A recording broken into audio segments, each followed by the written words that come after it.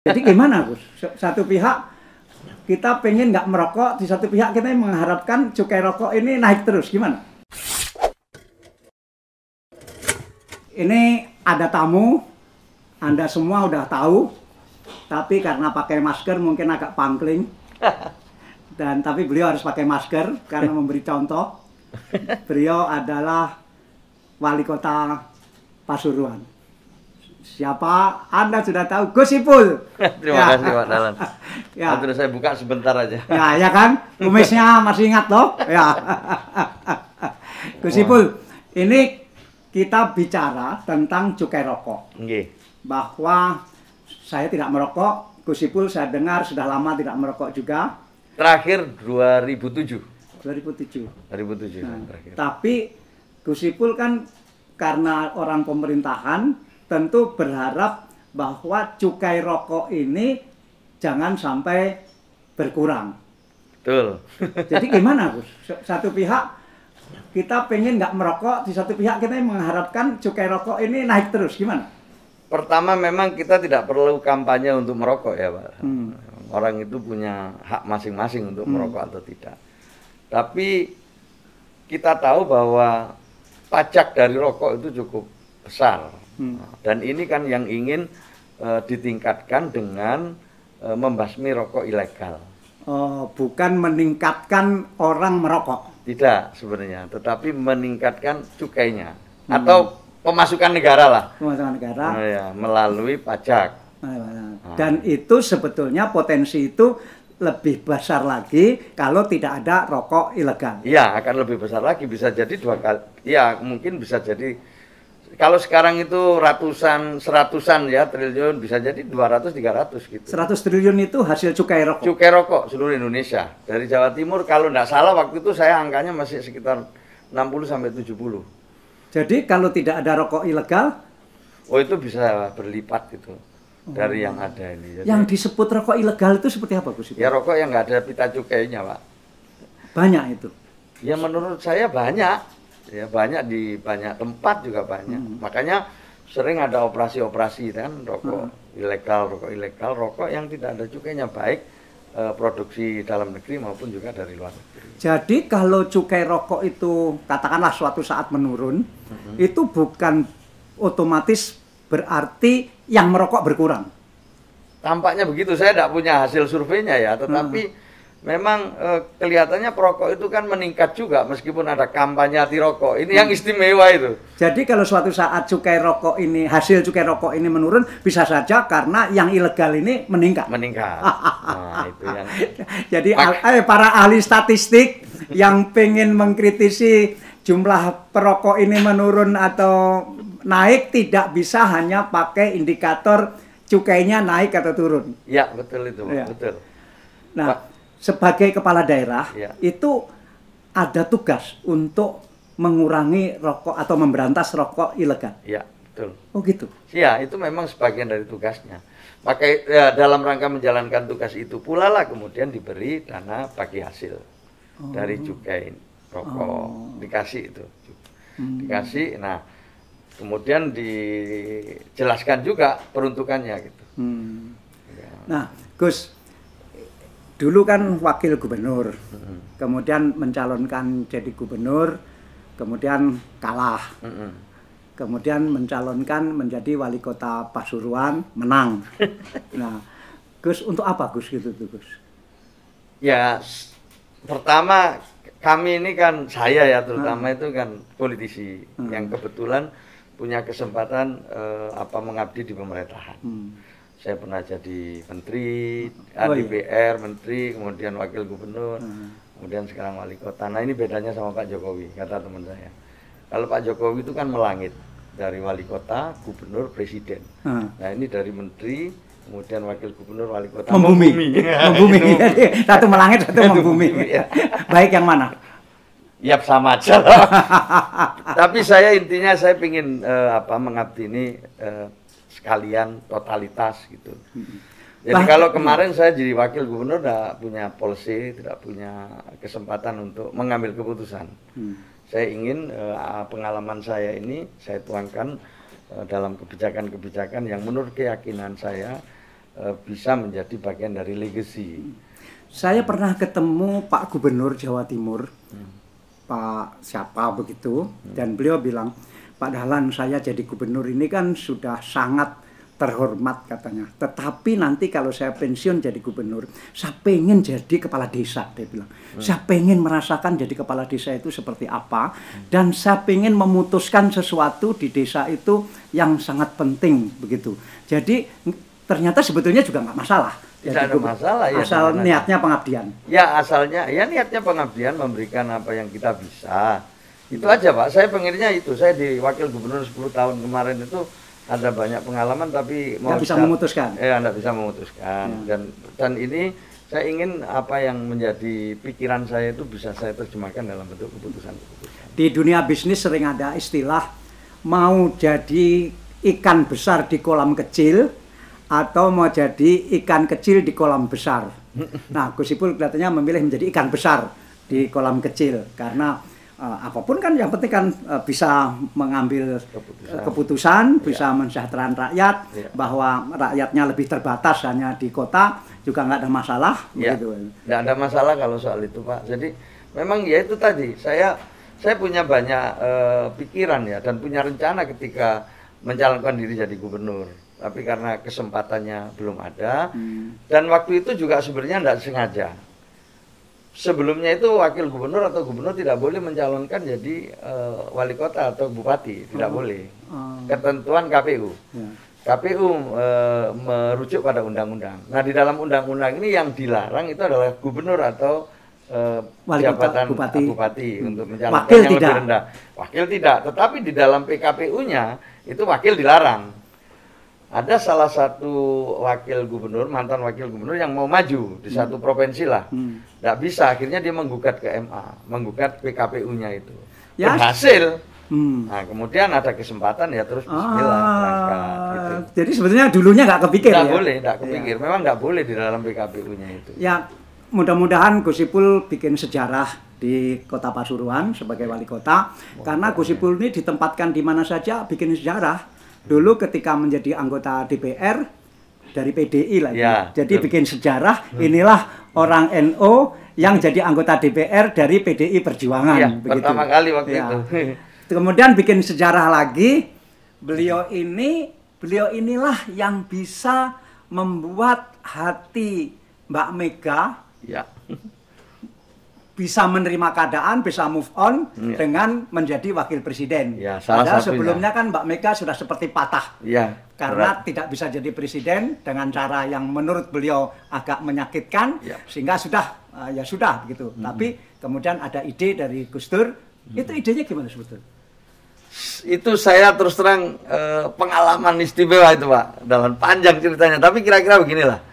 Jadi saya waktu itu ya gembira Gus Dur jadi presiden, saya berada di tempat yang sedih. Jadi kecepet sekali ya? Di satu pihak sebagai orang NU senang Gus Dur jadi presiden, sebagai orang PDI sedih karena Bu Mega gagal. Iya, gagal. Itu sedih sekali. Itu sehari rasanya setahun.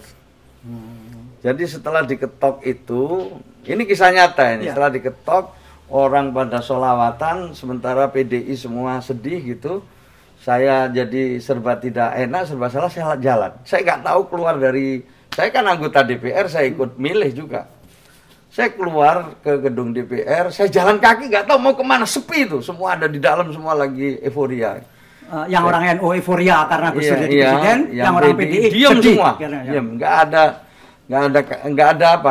Pokoknya diem, semua diem. Sambil nunggu keadaan masih kaget-kaget, saya keluar, sedih jalan. Tiba-tiba aja mau keluar, saya jalan kaki ini kan jauh itu padahal dari ruang sidang sampai ke pintu depan itu jauh, tiba-tiba ada mobil didin. Pintu depan jalan raya ini? Itu depan jalan raya. Jauh banget. Jauh. Saya sudah kayak orang linglung saya. Didin dari belakang. Saya toleh ke belakang siapa? Almarhum Pak Taufik Kimas. Oh, suami Ibu Mega. Mau kemana kamu? Yang nggak tahu Mas, saya sudah nggak tahu ini apa yang harus saya lakukan. Udah kamu ikut saya aja. Kemana Mas? Sudah ikut saya. Ikut saya naik. Ternyata ke rumah Mbak Mega, ya. Tengkumar. Jagakarsa. Oh, Jagakarsa. Ya, di sana. Jakarta Selatan Mas. Jakarta Selatan waktu di sana. Kita ke sana, Bu Mega udah di sana. Bu Mega di sana, ada beberapa kader PDI gitu, ayo ini gimana ini gitu. Saya diem aja, nangis saya, gimana Bu Mega, gimana Mbak ini gitu, apa kita ada ini apa gimana Pak gitu. Saya nggak bisa ngomong lah waktu itu. Tapi di situ ada Roy Janis sama, saya masih ingat betul, sama Novi Nasution itu di ruangan itu. Terus di antara mereka bicara, karena mereka sudah duluan itu, di antara mereka bicara duluan, ayolah Mbak kita terima aja wakil presiden gitu. Duh, terus nangis mereka, saya ikut nangis, iyalah Mbak gitu. Enggak, bukan saya, itu kan urusannya Mas Dur, bukan urusan saya. Nah saat itu saya spontan keluar, saya ambil HP, terus saya telepon Gus Dur. Gus Dur masih dalam persiapan untuk pelantikan di Ciganjur. Nah, setelah itu saya telepon, saya ini di rumah Mbak Mega Gus, dalam bahasa Jawa saya sampaikan. Oh iya Mas, nek ngono aku saat dulu pelantikan tak mampir nang rono. Nah itu Ciganjur itu kan dekat dengan rumahnya Bu Mega itu, ke Jagakarsa. Ya kira-kira seperempat jam kemudian Gus Dur datang dengan pas pampres sudah dengan lengkap itu. Masuklah ke dalam, berdua saya tinggal. Oh jadi Bu Mega mau menemui Gus Dur? Mau menerima. Saya sampaikan. Bukan marah dan ngambek. Enggak, mau menerima. Itu jadi sebelum pelantikan Gus Dur itu mampir rumah Bu Mega dulu, saya ada di situ. Ya, terus saya temenin masuk salaman, setelah itu saya tinggal. Beliau ngomong berdua gitu. Nah, dari situ kira-kira hanya 10 sampai 5 menit bicara. Nah, Gus Dur kembali. Nanti ngomong mana ya, Bu gitu.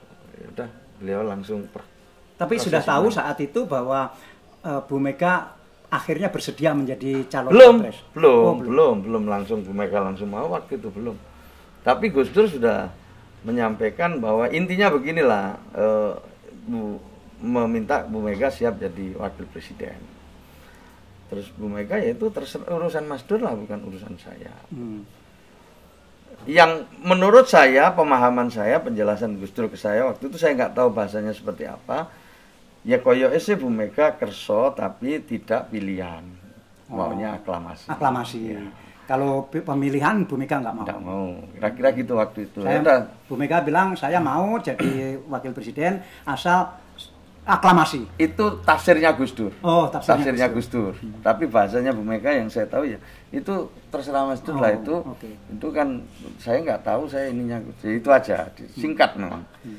Nah itu beliau berangkat, saya ikut nyusul terus pelantikan itu. Tetapi di dalam proses pelantikan itu kan kita ya bisik-bisik dari banyak kalangan, ada yang pingin Pak Wiranto, ada yang pingin siapa, banyak kan alternatifnya untuk menjadi wakilnya Gus Dur. Ya, jadi karena prosesnya harus pilihan, ya harus pilihan ini.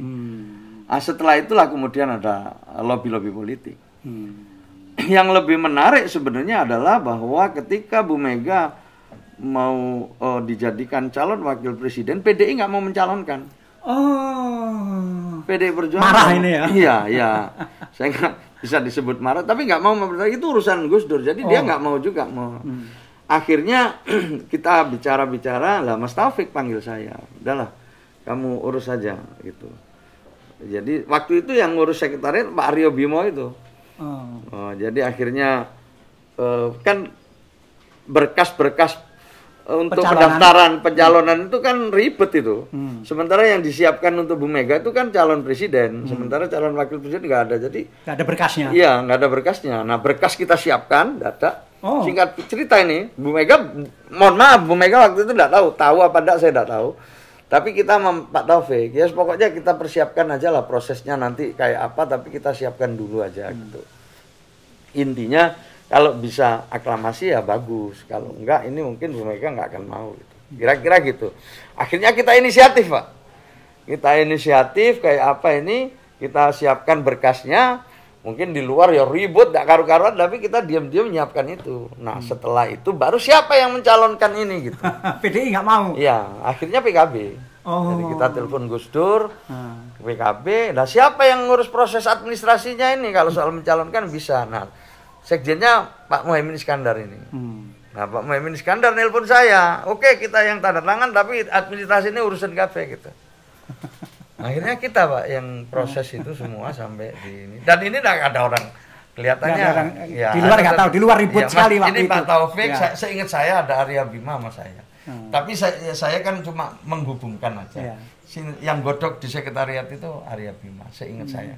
Arya Bima itu waktu saya menteri, dia anggota DPR Komisi 6 ya, sampai dan sekarang. jadi partner ya itu Pak. Jadi proses lah akhirnya diserahkan dan alhamdulillah lewat lobby-lobby Gus Dur akhirnya bersedia untuk secara aklamasi menerima Bu Mega. Akhirnya alhamdulillah itu jalan keluar. Jadi orang Pasuruan harus dengar ini karena sekarang punya wali kota yang sebetulnya tokoh besar di balik politik Indonesia. Dan sekarang ngurus politik di Pasuruan, jadi harus sukses. Jadi mungkin ini satu jalur cerita ya, gitu. Ada jalur yang lain, tapi ini jalur yang memang itu fakta yang menarik sebenarnya kalau diungkap prosesnya itu. Dan ketika jadi wakil gubernur Jawa Timur, saya tentu melihat dari dekat, yang saya lihat sangat maju adalah Pramuka Jawa Timur. Dan Pramuka itu ketuanya adalah Gus Ipul. Wah, karena dibantu oleh Mas Asrul. Wah, saya senang sekali itu, saya terbantu sekali itu.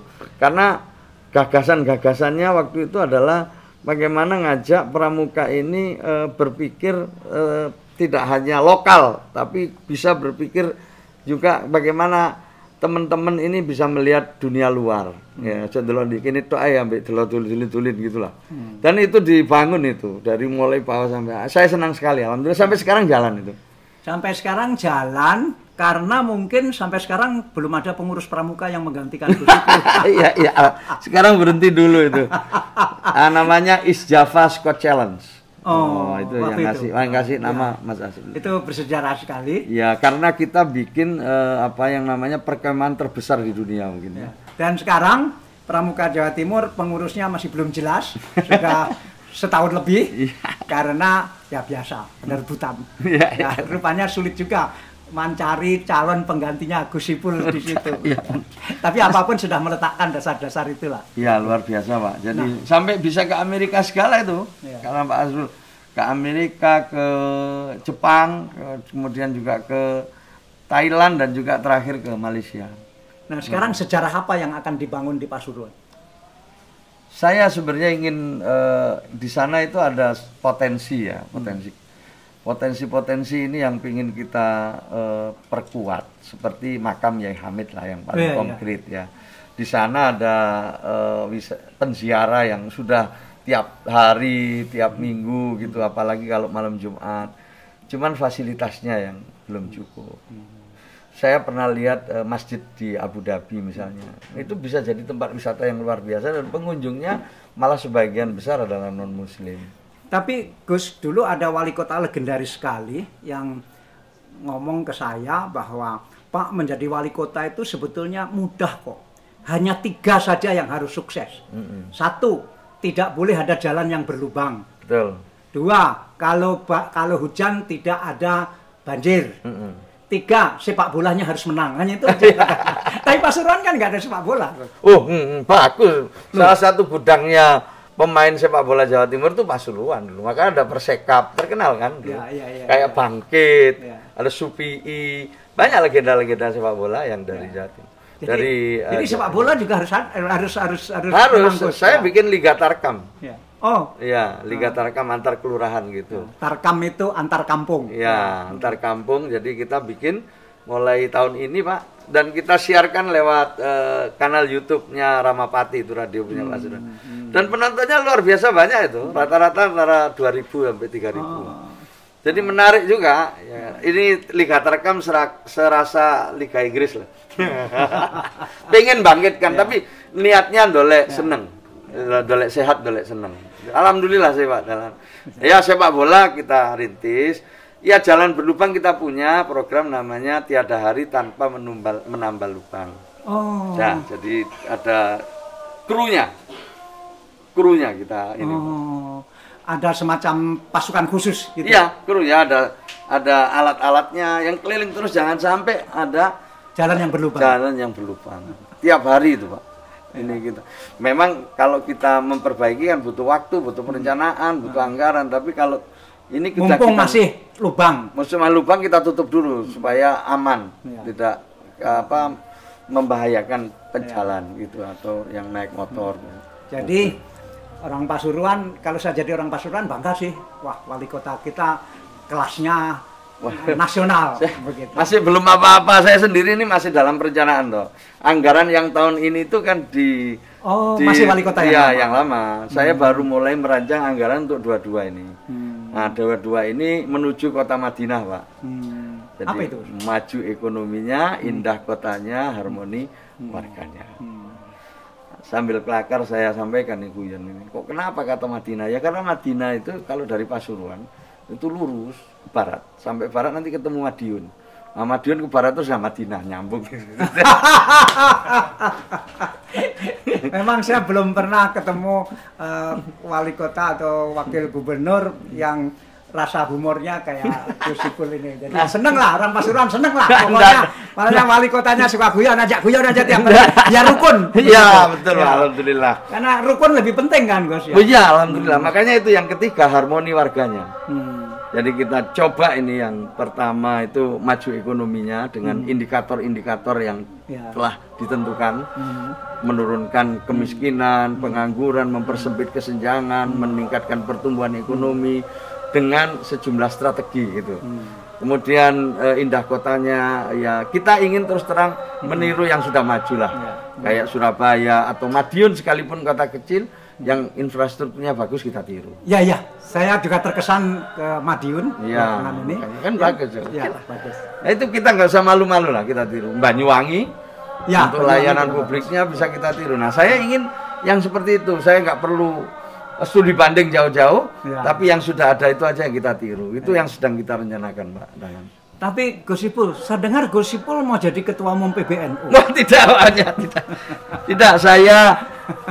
Saya terpanggil untuk membantu Gus Yahya. Jadi untuk proses regenerasi lah. Jadi Gus Dur dulu itu Pak Dahlan jadi ketua umum itu usia 45. Mengakhiri di periode ketiga itu usia 60. Jadi sangat muda. Nah, jadi kita ingin NU ke depan ini dipimpin oleh orang yang energik, orang yang masih muda gitu dan punya visi. Nah, saya pingin itu jadi terpanggil untuk melakukan proses regenerasi. Jadi tenanglah rakyat Pasuruan ya, karena ternyata Gus Ipul tetap pilih menjadi wali kota Pasuruan daripada menjadi ketua umum PBNU. Karena itu komitmen untuk membangun Pasuruan menjadi Madinah. Itu aja, Pak. Jadi kalau ya saya mohon doa restu lah PBNU memang sedang mau muktamar. Insya Allah mudah-mudahan lancar Pak Dahlan. Pak Dahlan juga kenal sekali. Saya juga ya banyak masih ingat nggak Pak Dahlan dulu waktu Gus Dur jadi presiden ikut membantu pertemuan saya dengan Mas Imam naik beca. Nah, Pak Dahlan sendiri juga sama Gus Dur ini dekat sekali. Beliau punya kolaborasi kerjasama, bikin duta, wah macam-macam. Banyak lah Pak Dahlan kenangannya sama Gus Dur. Ya, Nusuma. Ya Pak Dahlan ini termasuk sohibnya Gus Dur. Ya, Gus Ipul, mudah-mudahan programnya memberantas rokok ilegal berhasil. Terima kasih.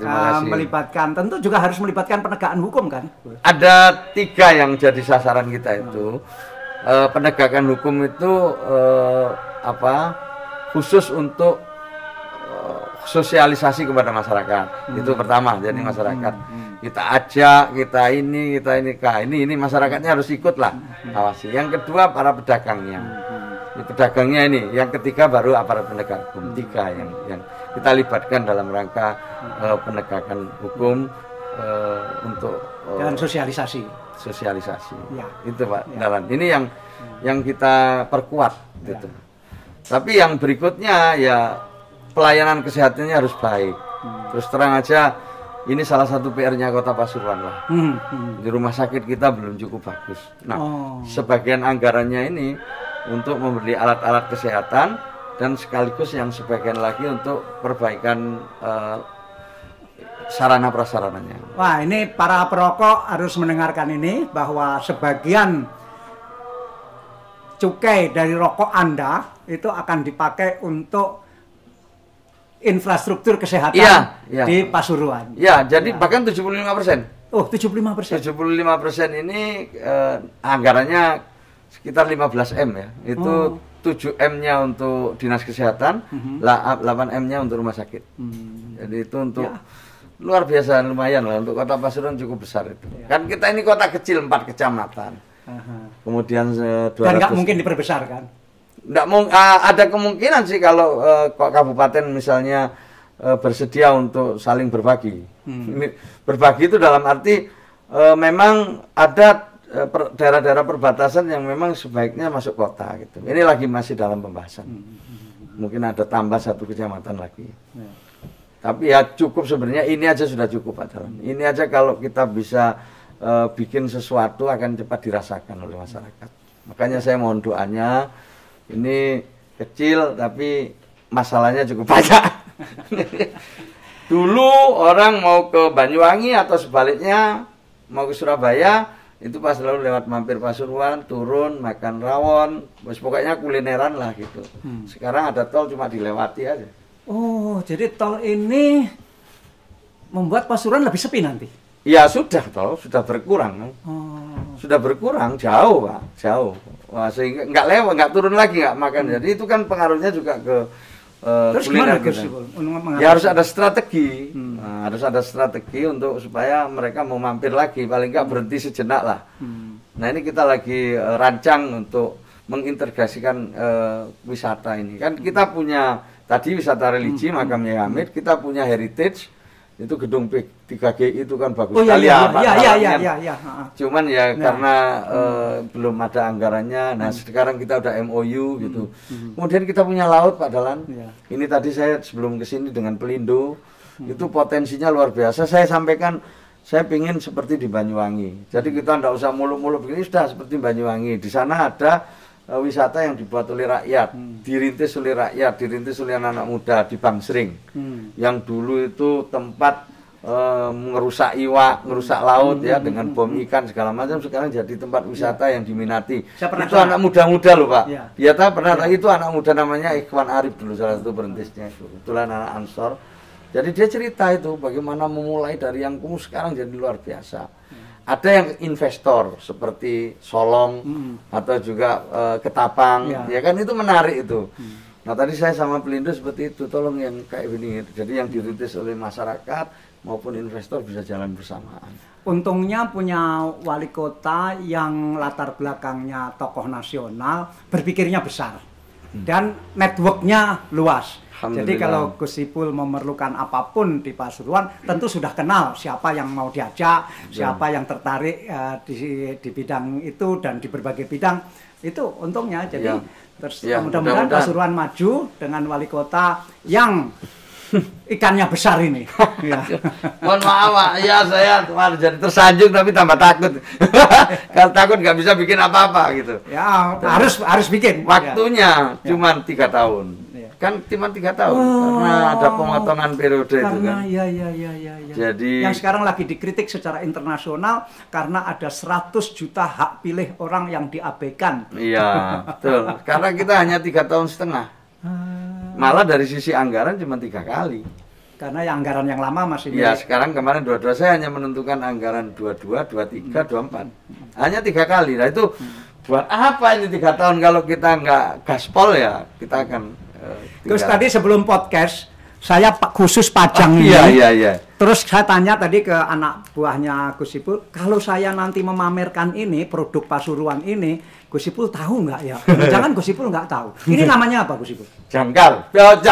Bipang cap jangkar. Oh bipang. Ya. Oh iya betul. Ini makanan bipang namanya. Oh iya luar biasa. Kalau kan mereknya terkenal. Ya, kalau orang lain ngomong bipang itu babi panggap. Iya kemarin. Kalau ini bipang ini dari beras. Jadi makanan menjadi bipang Pasuruan dan ini produk UMKM. Ya, alhamdulillah. Ya. Ini menarik lagi nih kopi. Apa? Ini terkenal ini. Jadi ini kopi UMKM juga. Iya, namanya kopi Sepur. UMKM. Oh iya, kopi Sepur. Ini anu Pak, legenda lah istilahnya di sana. Kenapa bisa sampai melegenda? Ya, karena dia yang pertama kali ya merintis dan sampai sekarang bertahan. Dan dengan cara konvensional, tidak menggunakan mesin modern.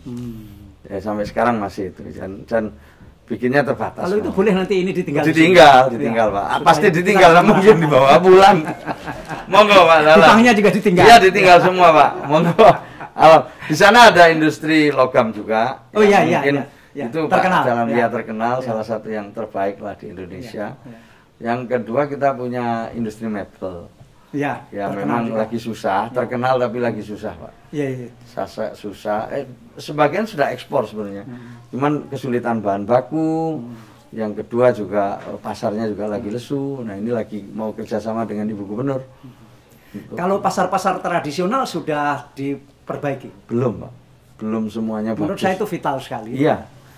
Bikin Ini pasar tradisional, tapi yang bersih, yang desainnya tidak kalah dengan pasar modern, tapi tetap tradisional. sekaligus mengedukasi masyarakat ya. Kadang-kadang mau diperbaiki itu sekeweden, ketakutan nanti gimana nasib gitu. Jadi masih jelek Pak, terus terang aja masih belum memuaskan.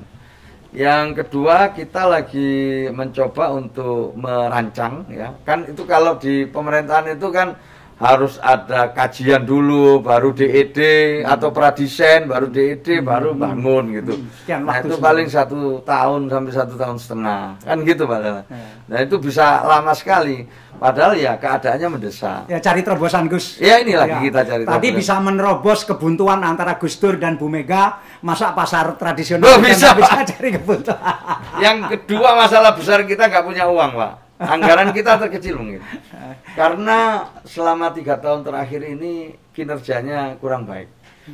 Akhirnya DID-nya, dana insentif daerah dari pusat itu turun terus. Yang dulu kita pernah 1 triliun ya. Anggaran kita sekarang ini tinggal 800. Turun lagi kemarin 700, ini kita naikkan lagi ke 1T. Nah jadi memang ini problem. Tapi saya alhamdulillah sih gubernur, kemudian sejumlah menteri tadi mau berikan dukungan, insya Allah itu membantu. Yalah, di lobby terus Gus. Iya, saya itu Pak Dahlan lah nanti kalau soal semangatnya itu. Tapi ini saya semangat Pak, semangat. Ya. Insya Allah. Ya, sampai nggak mau jadi ketua PBNU. Jangan Pak, nggak pantas saya jadi ketua PBNU. Terima kasih Gus Ipul. Terima kasih Pak Dahlan, matur nuwun. Saya kesempatannya terus terang. Sebenarnya ya kapan-kapan lah saya soal lagi nanti Pak Dahlan kesempatan lain. Ya, yang penting. Saya ini terus terang grogi. Saya dari awal sudah kesini itu budal tagak. Bolak-balik saya ditamui sama kepala bagian hukum saya. Ini ayo Pak Dahlan nanti dulu ya. Budal nggak tomin, waduh. Takut saya sama Pak Dahlan. Ya Gus, makasih. Maturun. Semua programnya jalan, Terima termasuk kasih. bagaimana memberantas rokok ilegal. Matur nuwun.